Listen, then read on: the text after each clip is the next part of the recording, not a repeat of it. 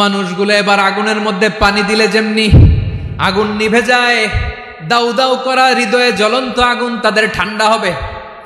কিয়ামতের ময়দানে ওই বিভীষিকাময় সময়ে মুসিবতের কালে মানুষগুলো পাগল হয়ে বিশ্বনবীকে খুঁজতে আরম্ভ করবে।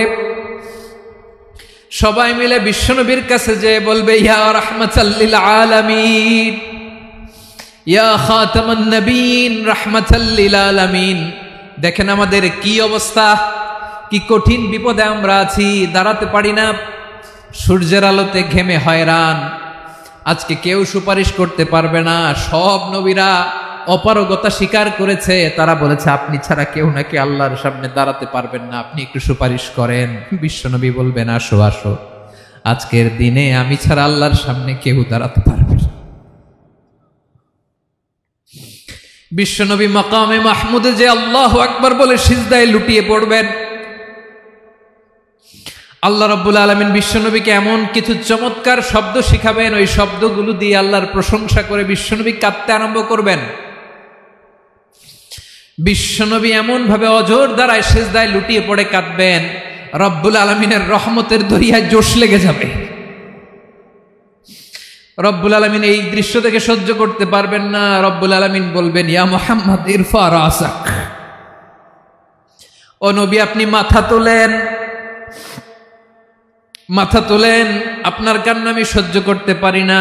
নবী আপনি মাথা তোলেন, সাল তুতা, আজকে আপনি যা চাবেন তাই দেব।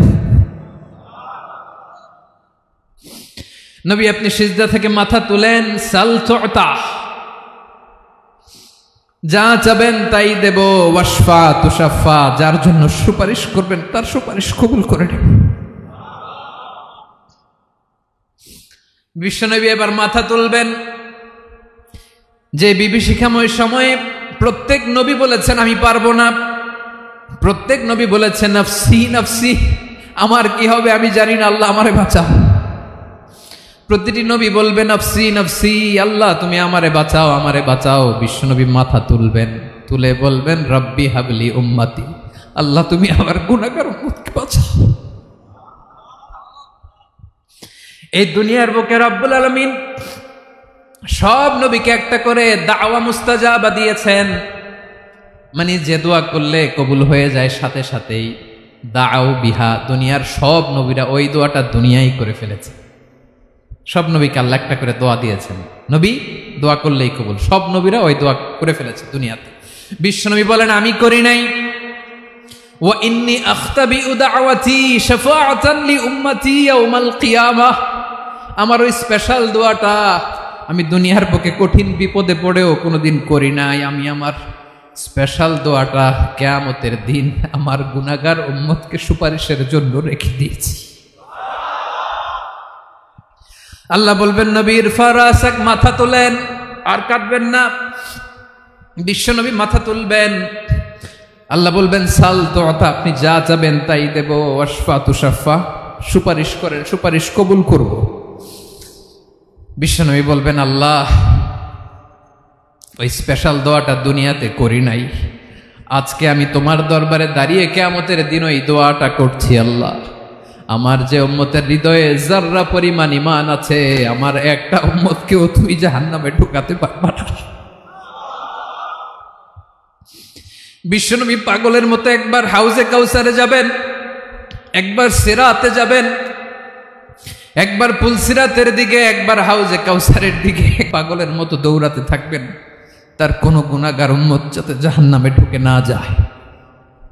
সেদিন কেউ সুপারিশ করতে পারবে না বিশ্বনবী ছাড়া।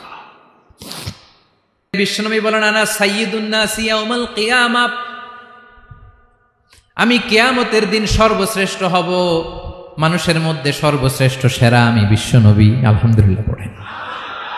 বিশ্বনবী বলেন সেদিনটা বড্ড ভয়ঙ্কর, সেদিন কেউ কারো কোনো উপকারে আসবে না, বন্ধু বন্ধুর কাজে আসবে না, স্ত্রী স্বামীর উপকারে আসবে না, স্বামী স্ত্রীর উপকারে আসবে না, পীর সাহেব মুরিদরে বাঁচাতে পারবে না, মুরিদ পীর সাহেবরে বাঁচাতে পারবে না, নেতা কর্মীর পরিচয় দিবে না, কর্মী নেতার পরিচয় দিবে না, ভাই বোনকে চিনবে না, বোন ভাইকে চিনবে না, বাবা তার সন্তানকে চিনবে না, মেয়েকে দেখে মা দৌড়ে দৌড়ে পালাবে, বড্ড ভয়ঙ্কর দিন। বিশ্বনবী বলবেন জমিনটা এখনকার মতো থাকবে না, পুরো জমিনটা সমান হয়ে যাবে, ফ্ল্যাট। এখন তো গোল, তখন ফ্ল্যাট। সবাই